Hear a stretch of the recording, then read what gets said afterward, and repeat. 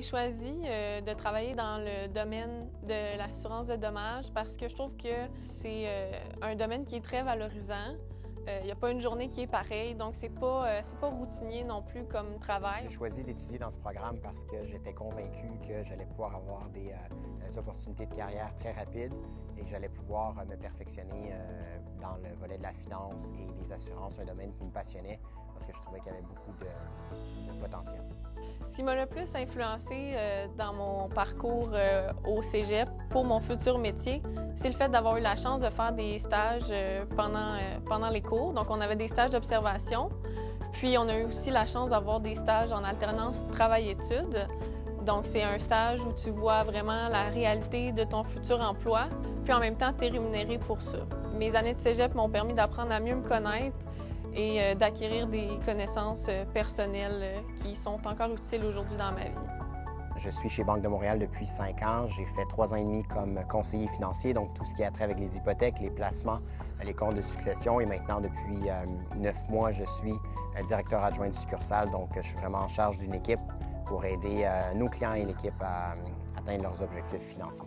Mon diplôme m'a permis d'avoir le métier que je voulais. J'ai le rôle conseil que je cherchais. Je suis dans le domaine des affaires. Donc avec ce diplôme, il y a beaucoup de possibilités d'avancement, beaucoup de choix. Ça peut être en finance comme en assurance. On peut aller comme souscripteur, on peut aller comme expert en sinistre, s'il y a un sinistre, aller évaluer le risque. On peut aller dans le domaine de la finance comme planificateur financier, conseiller financier, directeur adjoint de succursale, directeur de succursale ou même conseiller en placement. Donc c'est pour ça que j'aime beaucoup. J'ai beaucoup aimé ce programme. Il y a beaucoup de possibilités de choix de carrière.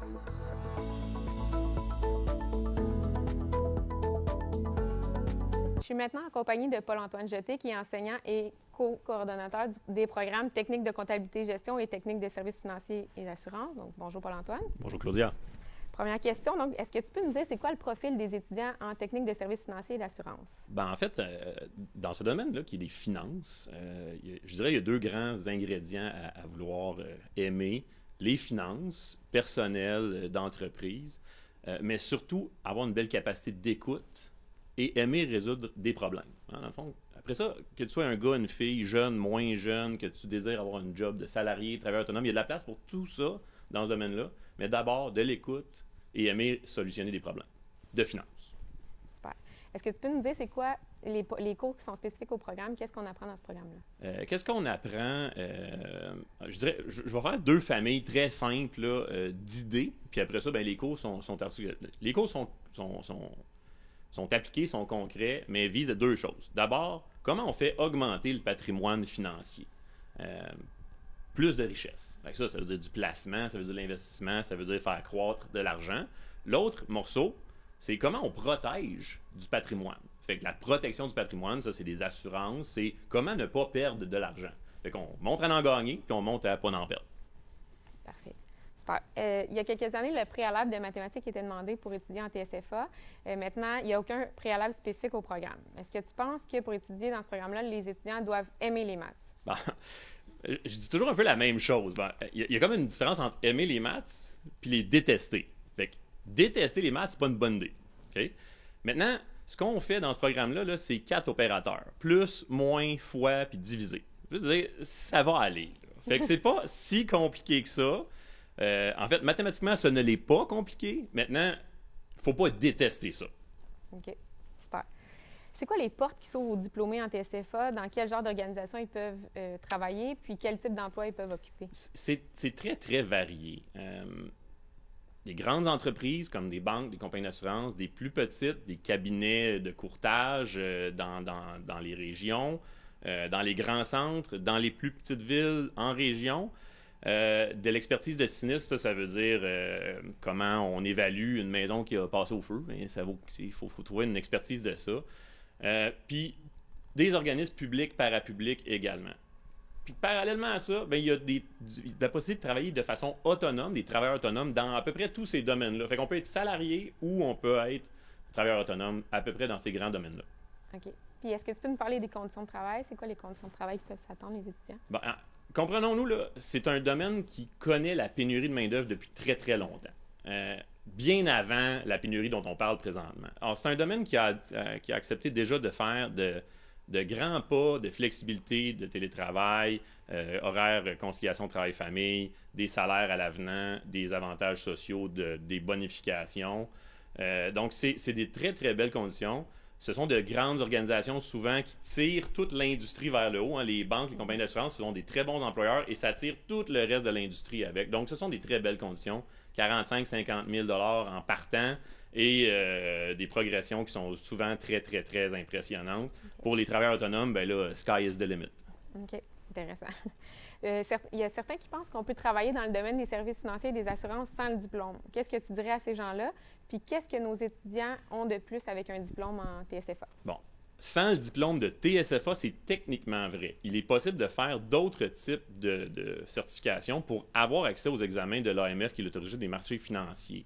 Maintenant, avec la certification de TSFA, on a accès à tous les examens de tous les domaines de l'assurance, des services financiers. Ça veut dire que la personne, elle est employable comme aucune autre formation ne donne.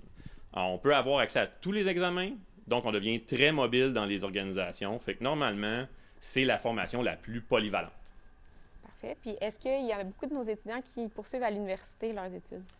Je dirais là, que ce qu'on a observé, c'est à peu près 50 %. Okay. Puis ceux qui continuent à l'université, là, souvent, c'est encouragé par leurs employeurs, les grandes banques, les compagnies d'assurance, qui vont en faire des gestionnaires éventuellement, des directeurs de succursales ou des directeurs de département. Donc, même des fois, sont payés pour continuer à l'université.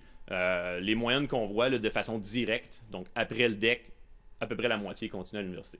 OK. Puis dans quel domaine? En finance, en gestion? En finance, en gestion. Certains vont aller vers d'autres micro-diplômes universitaires en assurance. Mais il n'y en a pas beaucoup, ça, okay. En passant. Super. Puis est-ce que tu peux nous parler des avantages de choisir ce programme-là à l'Assomption? En dehors qu'on est vraiment des bons profs, là, sans fausse modestie. Sans fausse modestie. Il y a beaucoup d'avantages, là, des stages, des partenariats avec l'industrie, on en a plein. La plupart de nos profs sont issus du monde professionnel de cette industrie-là, donc les contacts sont géants. On est un deck portable, il est possible d'avoir des passerelles avec l'université. Donc finalement, c'est un programme qui est très, très compétitif d'un point de vue de ce que ça donne aux étudiants, en plus de la qualité de l'enseignement. Super. Maintenant, on va parler du programme technique de comptabilité et gestion. Est-ce que tu peux nous parler du profil des étudiants versus les étudiants en technique de services financiers? C'est quel type d'étudiants qu'on retrouve en TCG? Bien, tu sais, ce sont des étudiants qui, à la base, là, aiment le monde des affaires. Ils ont le goût d'être en affaires, ils ont le goût de l'entrepreneuriat, ils ont le goût de gérer des équipes, ils ont le goût d'être dans l'analyse, la comptabilité, la finance. Ce sont des gens qui ont le goût d'être dans l'action. Je dirais que c'est une particularité là, des gens qu'on voit s'inscrire en TCG qui veulent participer à de la gestion. OK, super. Puis, les cours spécifiques, est-ce que tu peux nous en parler? Qu'est-ce qu'on apprend en TCG? Bien, ultimement, là, en TCG, technique de comptabilité et gestion, il y a 4 grandes fonctions dans l'entreprise. Gestion des ressources humaines, gestion du marketing, gestion de la finance, de la comptabilité et la gestion, là, donc la gestion comme le travail de patron. Fait que ces 4 choses-là se déclinent dans à peu près 25 cours qui donnent toutes sortes d'outils. Puis à la fin, ben, l'étudiant il est capable d'aider dans des équipes qui vont prendre des décisions au quotidien dans toutes ces sphères-là. OK. Puis une fois le diplôme en main, justement, nos étudiants, qu'est-ce qu'ils peuvent faire comme métier? Dans quel type d'emploi ils peuvent occuper? Puis dans quel type d'organisation? C'est ça l'affaire qui est vraiment cool, ce diplôme-là, à mon sens. Toutes les organisations ont besoin de gestion. Toutes. Tu sais. Public, parapublic, hôpital, entreprise, petite entreprise, grosse entreprise, tout le monde a besoin de gestionnaire, tout le temps. Fait que, après ça, pour vrai, c'est un peu là, le désir, l'ambition des étudiants, parce que des emplois dans ce domaine-là, c'est extrêmement varié. Il y en a tout le temps pour les 4 grandes fonctions dont j'ai parlé. Puis des équipes qui gèrent ça, il y en a dans toutes les organisations. OK, parfait.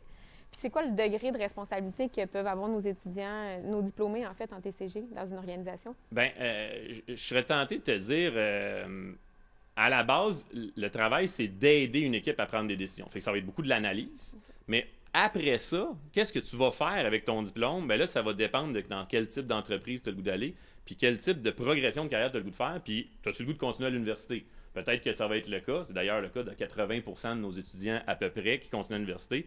Et donc, vont se spécialiser, vont devenir des gestionnaires, pourraient arriver à... En fait, ultimement, la plus grosse job, c'est PDG. Fait que, ça pourrait se rendre là. OK, parfait.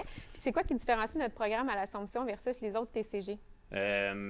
on a un programme de stage crédité et de programme de stage ATE. ATE, c'est l'alternance travail-études. Nous, donc, les étés, entre la première, la deuxième et la troisième, c'est des stages ATE. Donc, on a des partenaires du marché du travail. Fait que tant qu'à aller faire une job d'été ou se mettre de la faire dans son domaine, on rajoute à ça un stage crédité. C'est un deck portable, donc tout le monde a son ordinateur. On a une petite équipe de profs très mobilisée, ça c'est clair, très accessible. On a des passerelles deck-back qui donnent jusqu'à 1 année avec un diplôme universitaire dans la plupart des universités, je dirais à l'exception d'HEC, qui fait de passerelle avec personne, soit du temps passant. Fait que c'est un programme qui est encore là très, très, très utile, très polyvalent, très flexible.